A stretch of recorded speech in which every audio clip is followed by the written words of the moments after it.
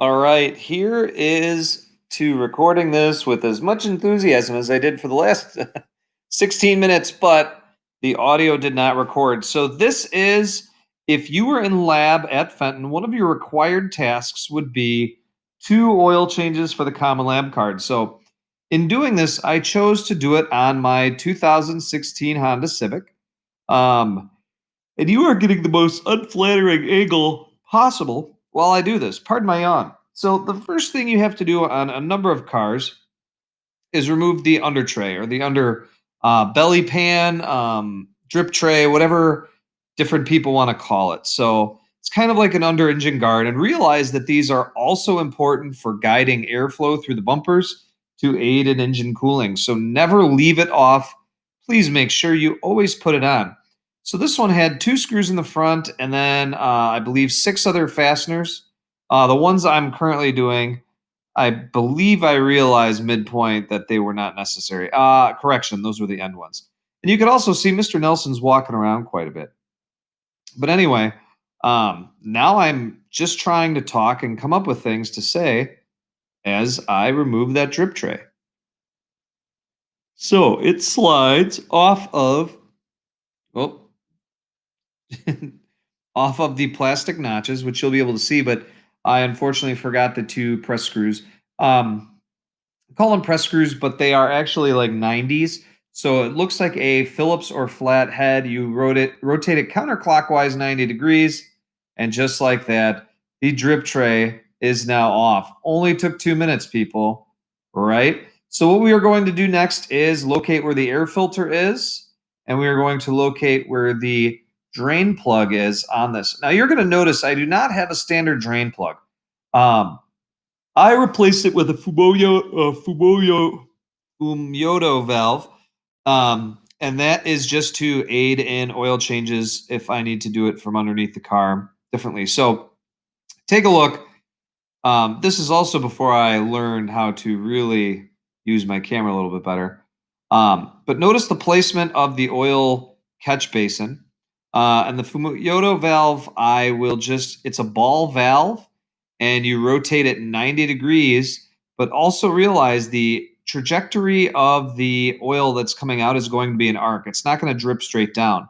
So it's kind of hard to see, but you can see the oil is draining into the basin. Also, at this point, you want to try to maybe pre-loosen the filter. I'm not able to, so I need an oil filter wrench. So at this point, the oil has drained significantly. Mr. Nelson is closer or in the room because my mask is back on fully.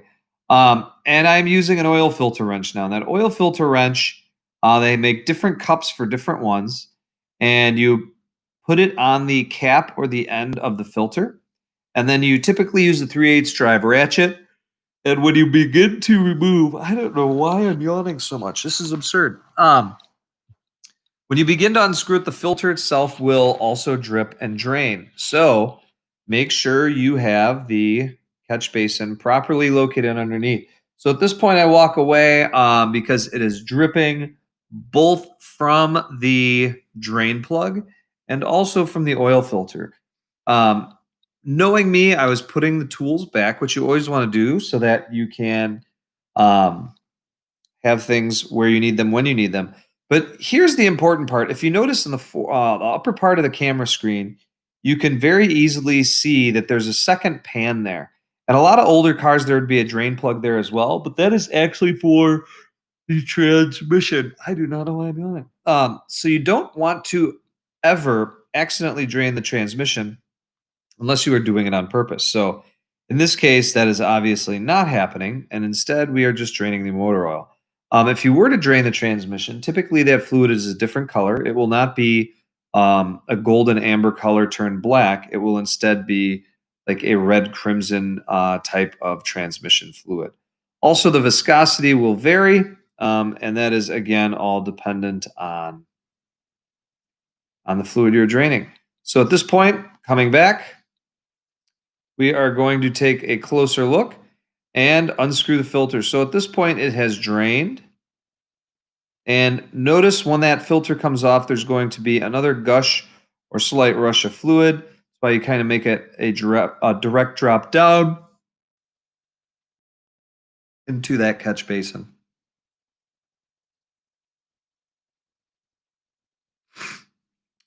Moving closer, you can now see the seat where the oil filter is. So, depending on the car, the oil filter can be on the back, it could be on the front, and there's also my valve. So, the valve is still dripping, and we're going to let it drip for a while. While it continues dripping, you make sure you get your proper oil filter and your quarts of oil. So, for this motor, it takes roughly 4.2 or 4.4 quarts. I am using the proper and appropriate viscosity. And for this case, it's 0W20. It's also an advanced fuel economy or energy conservation or energy conserving oil, which means it should increase. Oh my gosh, I'm so sorry. It should increase the miles per gallon, um, but not super crazy. The other thing you want to do is with the new filters, you need to slightly lubricate the O ring. Oops, and it was a dented filter. I did still put it on the car.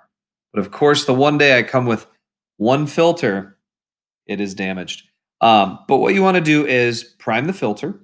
And you do that by pouring in a not specific amount, but notice how that's what I was doing there was you want to pour with the oil quart up like this. If you do it the other way, it will gush and rush out. But I'm filling the filter, and you'll see how quickly it gets absorbed and sucked in.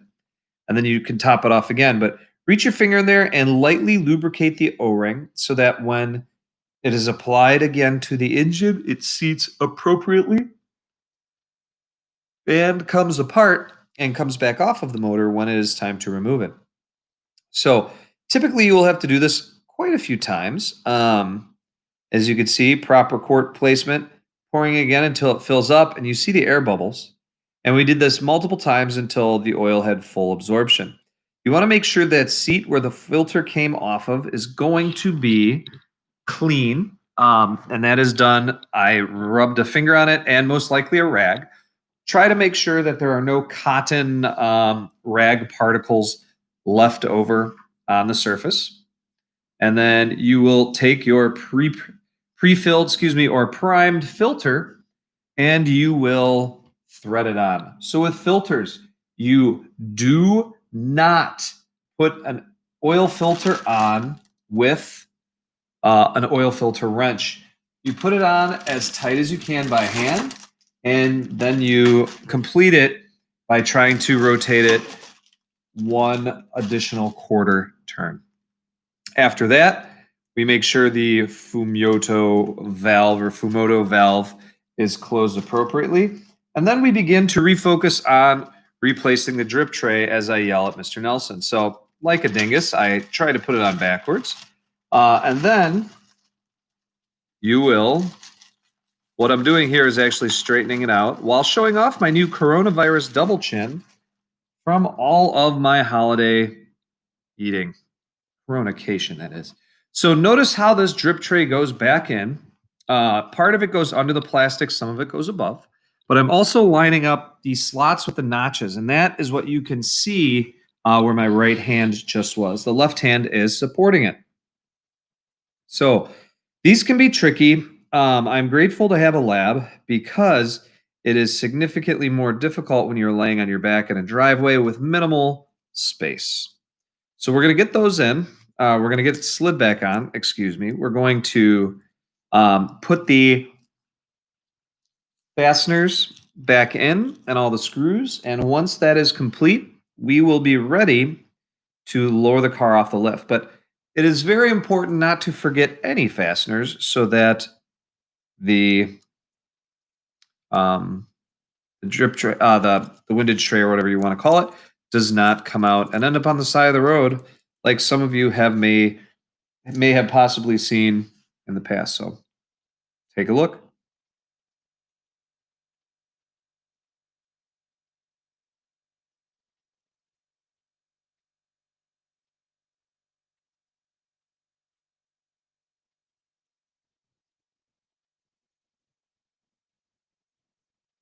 I know this is not the most exciting part, but it is part of the oil change. All right, so still exciting. The audio stopped, so I had to. Turns out I'm only allowed to record a 10-minute max narration. Um, so all of these, excuse me, are getting fastened. Now that's left are the quarter turns. Those go in, and it should secure the entire tray.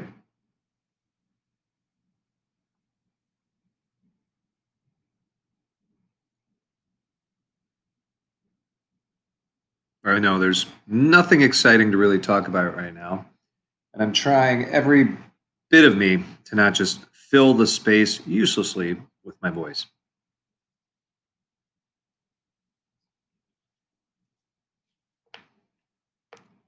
All right, three more to go. That's one. That is two. Oh, one more. Knowing my luck, I'll drop it. And there you go. You can see it's just a flathead design.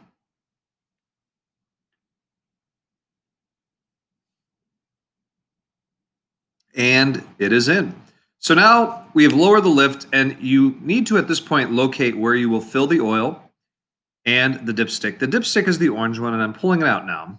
And what a majority of techs will do is wipe it and actually just leave it out because you'll be filling up. And often, as you fill up the oil, it will drip down the dipstick, and you would need to remove it and re-wipe it anyway. So in this case, we are now taking the half-used quart that I used to prime the filter.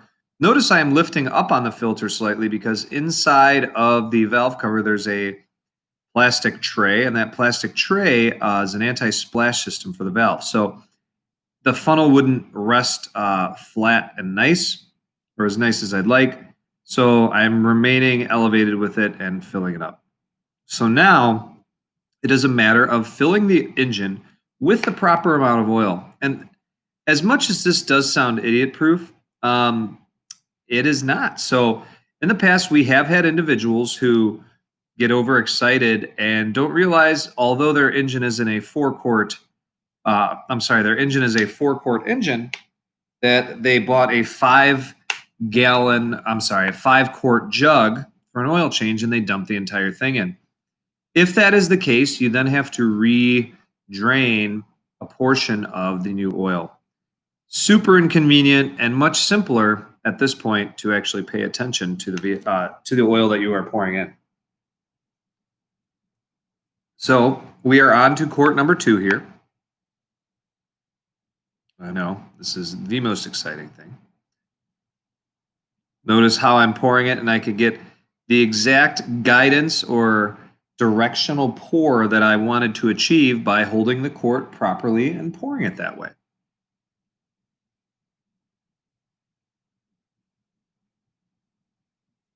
We are now done with quart number 2.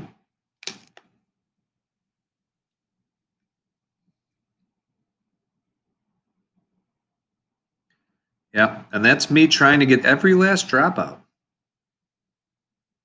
of oil.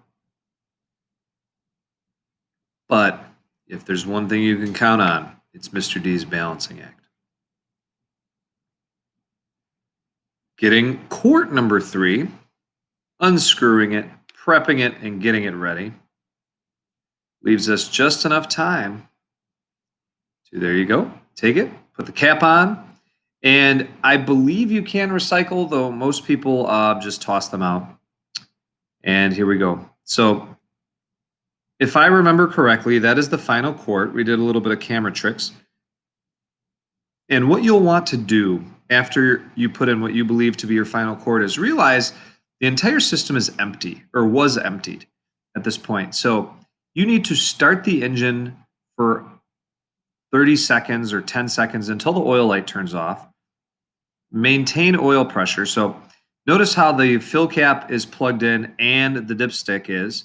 You start it, you let the engine run, and then you let it sit for about 5 minutes, which I've already done at this point. You will then check and see that the oil is just about where it needs to be in the dipstick, and you are good to go. And that is your basic, simple oil change for a four-stroke engine.